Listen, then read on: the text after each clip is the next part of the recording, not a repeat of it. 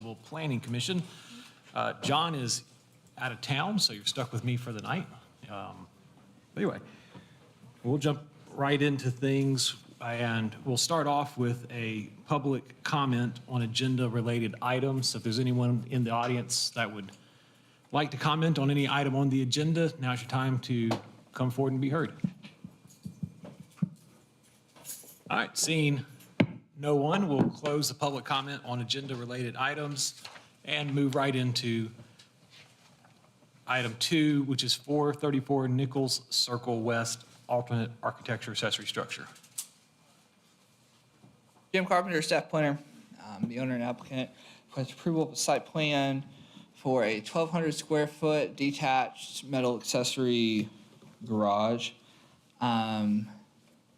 Very, very similar to every other one of these we've seen. The applicant also included a map of similar structures in the area. So there, for kind of context, their property is here-ish. So there's plenty of very similar structures around, including one at least that Planning Commission has approved here.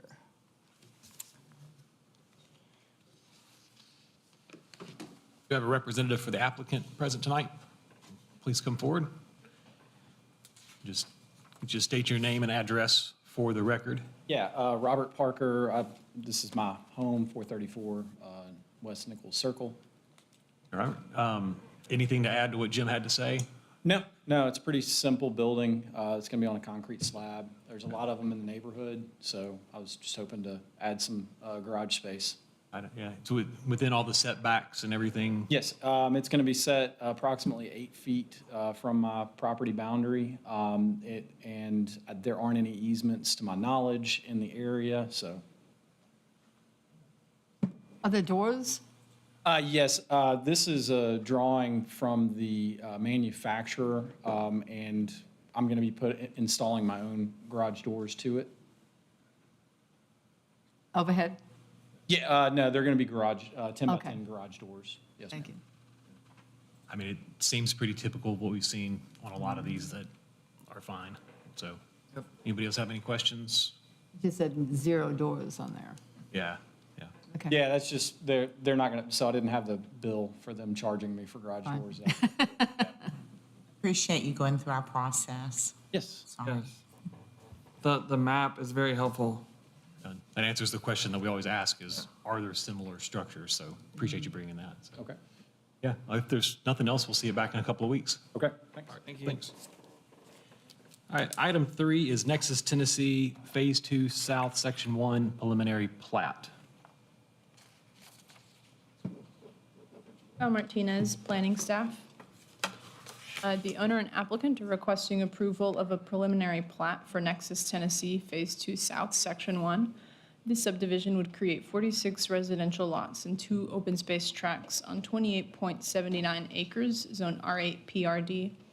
Planning staff had pretty minimal comments for this one. Representative for the applicant?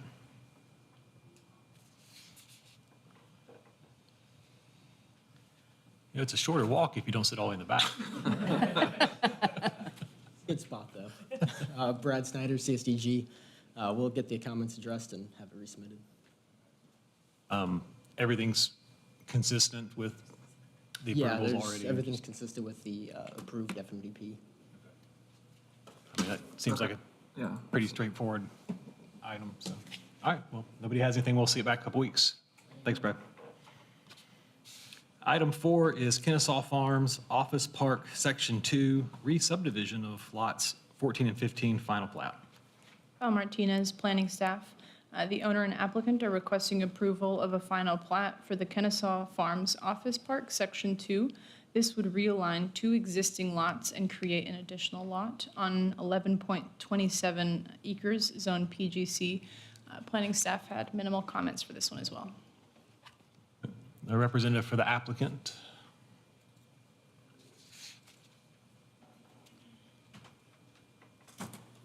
Keith Townsend with Southeastern Building Corporation. We agree with all the comments. So, and just out of curiosity, what's the reason for splitting it into two lots? It is currently split right Okay. here. This is existing. Yep. They're changing this lot line and creating this portion of the property. Oh, gotcha.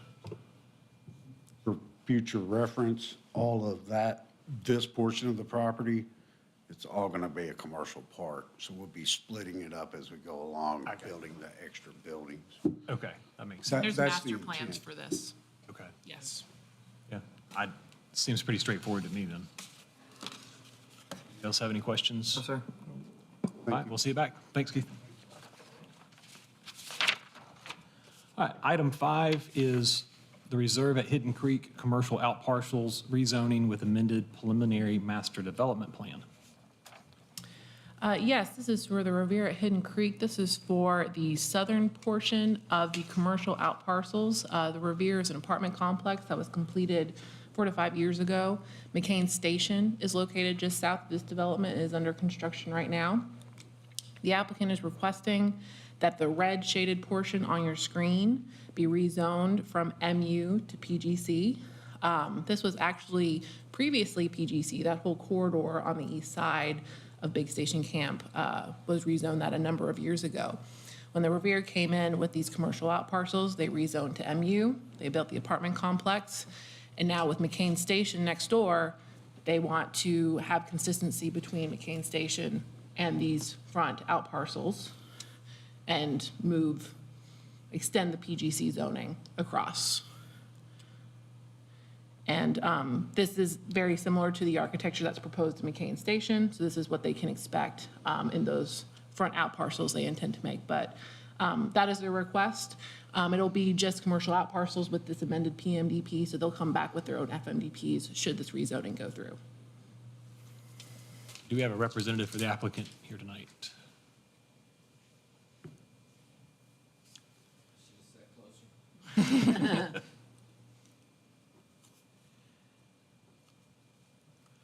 Yes, Jay Easter here with Reagan Smith, representing the project. As Julian said, this is just an attempt to get some cohesive zoning between the two parcels to allow for more cohesive development. We're in agreement with all the staff comments. Okay. I personally like the idea of taking it back to the PGC to see that more commercial product Okay. come back through there, so It actually removes the residential component of Exactly. MU, which Yeah. we liked that for this area. yeah. Okay. No, I do too, so I don't, I'll second those remarks. Yeah, I don't have an issue with it. Well, thank y'all. all right, we'll see you back in a couple weeks. Item 6 is Savannah Marketplace Phase 4 West, ML Rose amended preliminary master development plan, Yay. revised master development plan. Right. So, Appreciate that. the owner applicant requests approval of an amended PMDP, revised FMDP for ML Rose. So this is Savannah Market West.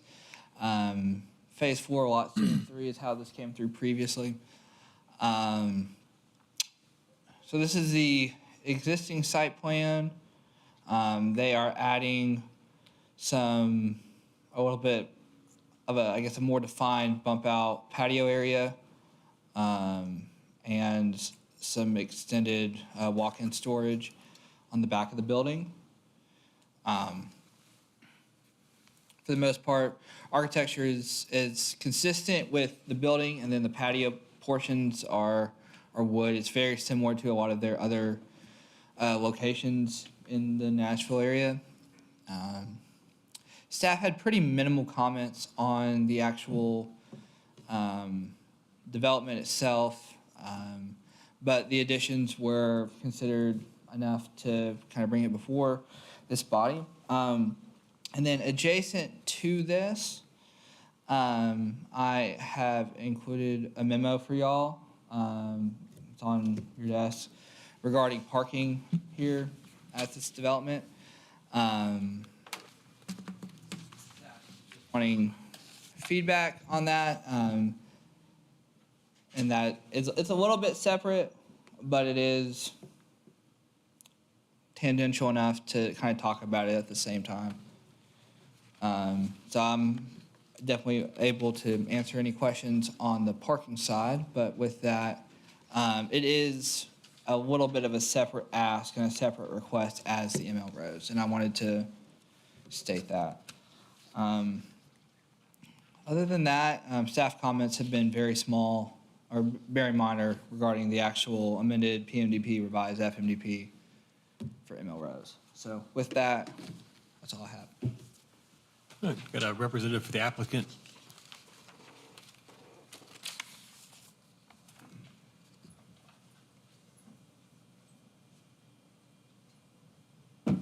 Hello, Blake Emerson with Design Engineering.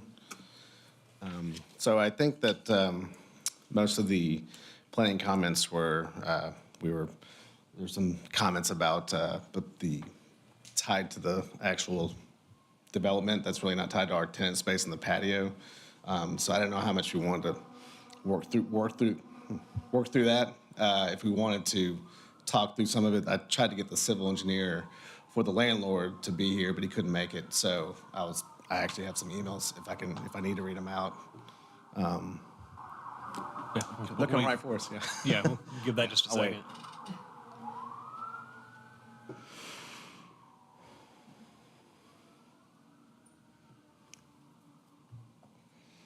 All right, now I can hear you. Sorry. No, that's fine. Yeah, I was just saying that there's a couple comments that are tied more to the landlord and the shell and the site that us doing the patio, I understand that adds parking and some storm provisions that we need to work through.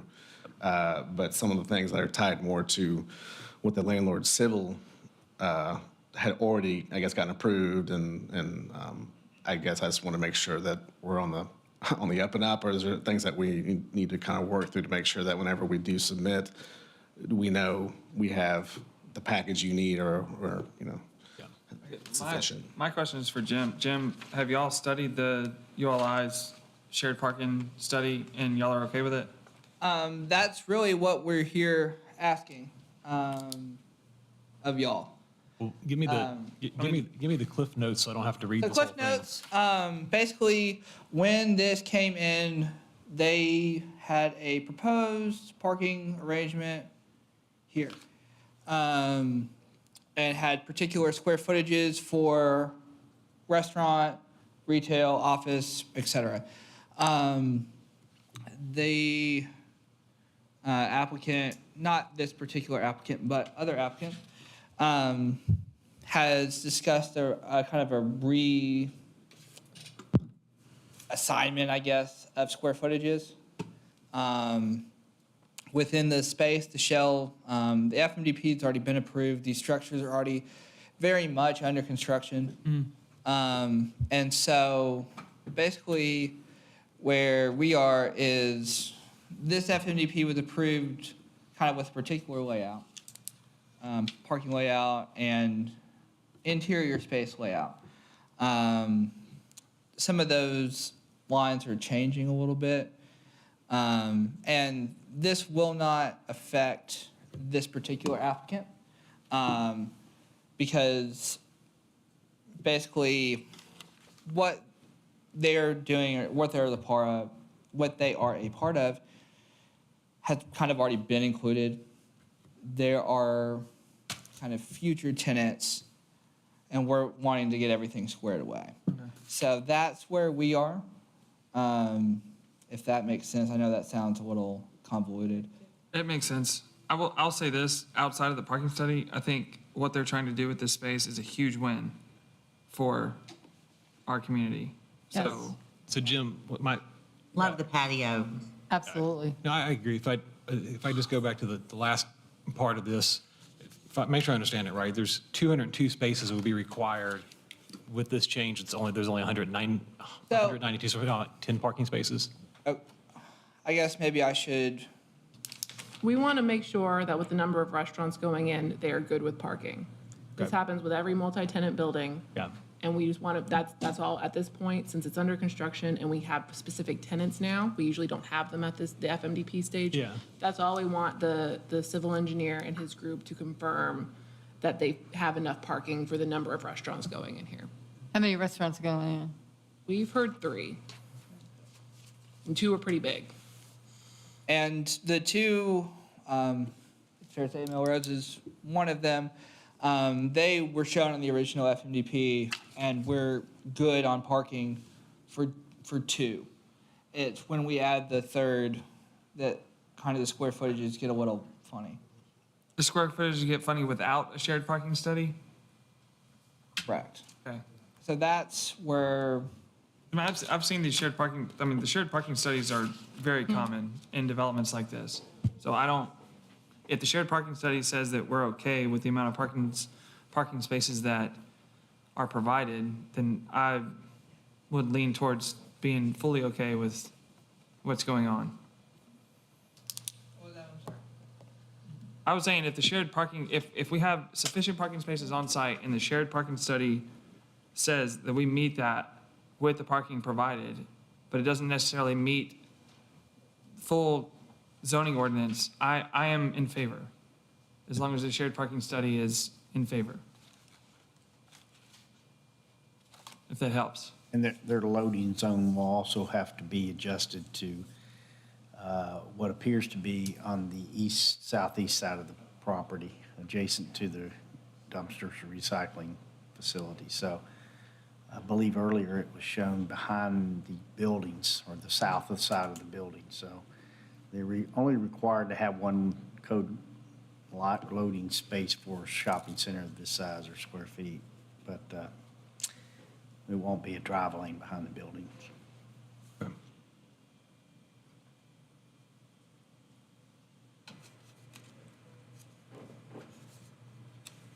Okay. Just to describe. No, I What we'll have is, in the report in a couple of weeks, we will have the approved site plan for this phase, this Okay. whole Yeah. master plan, and then you'll see what they're proposing, so you can compare one to the other side by side. Right. But, so make sure I kind of re-summarize what CJ was saying. So it sounds like you got a parking agreement study that says there's enough parking spaces, it just doesn't meet the Gallatin letter of the law, basically. Okay. Yep. I don't have a problem with that as long as there's, someone studied it and said it's sufficient for the uses, then I think we'd like to see this project move forward. So, yeah. When are you opening? That when I go submit in, a month or two, or that I'm not getting a pushback of like, oh, hey, you didn't, not all of it's tied to us, but I still want to be, Right. proactive with it, about it. Yeah. So. So it's my question to staff, would that be included in as a variance request in the application? It sounds like it's not even tied to theirs at all. Okay. I feel like the restaurants are going to be even more attuned to whether their need is met than we are, Yeah. because their business model is built around it. So I Yeah. feel like if they're satisfied, They would be hurting themselves if it doesn't work. yeah. So, okay. I think we're good. okay, that's what I All right. need. Thank you. Thanks. All right, we will see that one back in a couple of weeks. And move on to item number 7, Nicholls Place, phases 2 and 3, amended preliminary master development plan and revised final master development plan. Jim? All right, so this is another kind of similar situation. There's a kind of a new applicant that they are proposing 2-car garages instead of 1-car garages. So that's why we're amended PMDP, revised FMDP for this. Everything else is staying the same, lot footprint staying the same, foundation footprint staying the same. The only difference is adding basically 2-car garages instead of 1-car garage. And because it was and the reason that we're here is that it was approved as 1 car at the PMDP and FMDP stage. So that's why we're having to bring it back. The applicant has, our only comment really with this was that the applicant the architecture for the units that back up to this Ferguson Drive with these 6 units. So these 6 back up to Nicholls Circle. Nicholls Lane. Or Nicholls Lane. Apologies.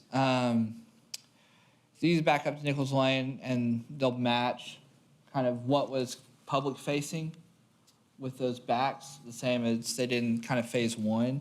But other than that, we had very, very, very minor comments for this.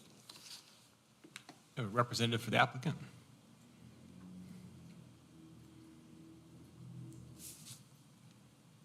Wendy Dietz, I'm with Lennar, and we appreciate your time today. We agree with staff comments. We will provide rear elevation treatment similar to what backs up to Ferguson. Okay. Well, Chris, I'll start with comments. You'll hear no complaints from me about adding more garage space and more parking in a townhome product, so I'm a fan. Likewise.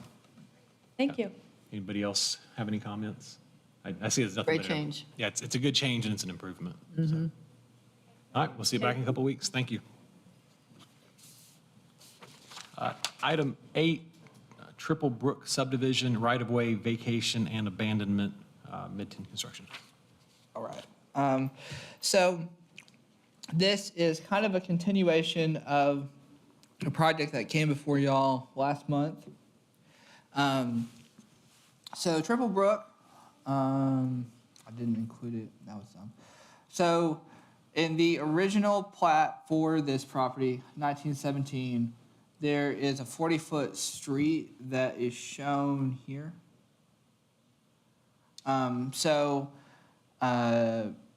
In doing research for this, staff, the alley, the 14-foot alley, kind of between the 4 lots was known, but the 40-foot street was not, so that was something that we found in the final plating process.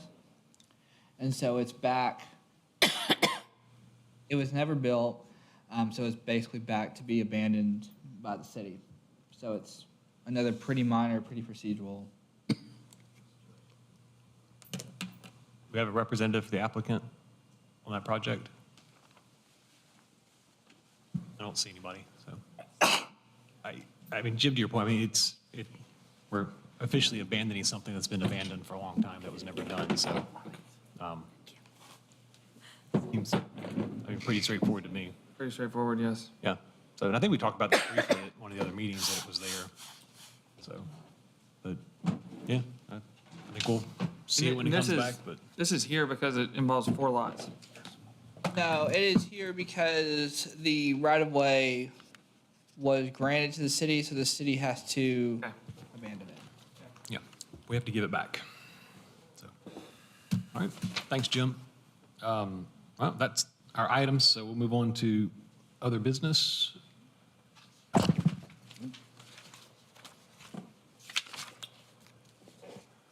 I think we should move this discussion to whenever John is here. Street trees. That's my motion, unless y'all want to discuss it. It's not on the agenda anyway. I think that's just left over from last month. Sweet. But yes, I think anything involving street trees, John would want to participate in that. So, Bill, do you have anything? I do have a handout. I'm going to just ask y'all to pass these around, I guess. And this is a training opportunity that'll be coming up on November the 17th. In Memphis? No.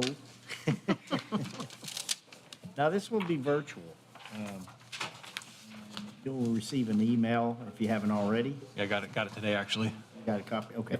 So this is the agenda for that, and hopefully you'll be able to attend that especially if you weren't able to attend our training sessions last week.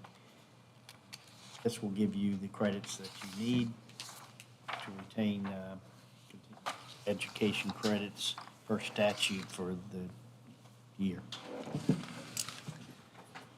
All right. Okay? Where is it? It's virtual. So you can go online to get it. All right, well,